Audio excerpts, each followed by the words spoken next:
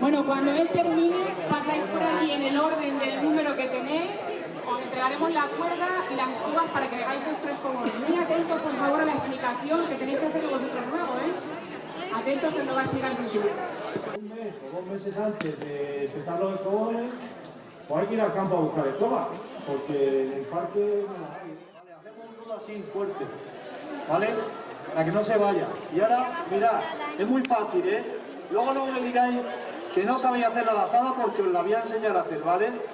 Mirad, tan fácil como hacer así, ¿vale? Así.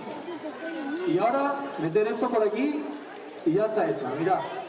¿Lo veis qué fácil? Si la apretamos y la quitamos el aire, pues arde más despacio. La metéis por la lazada, ¿lo veis? Y ahora os ayudáis con las dos manos y con el pie. ¿Veis? Y con el pie apretáis y vais apretando lo máximo posible la escoba, ¿vale? Mira, ya está hecho el primer nudo. Nos venimos aquí atrás, a la parte de atrás, y juntamos todas las puntas estas, porque si no quedan muy feos, ¿vale?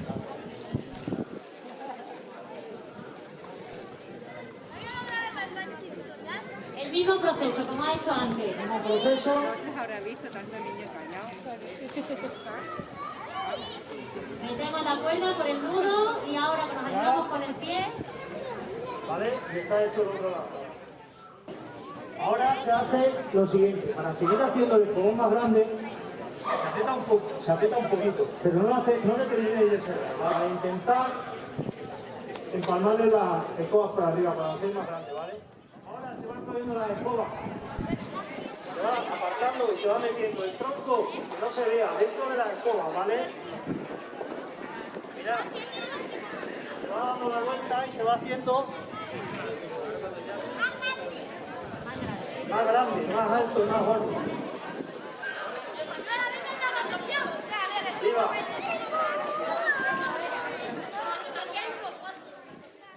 Grande y apretadito.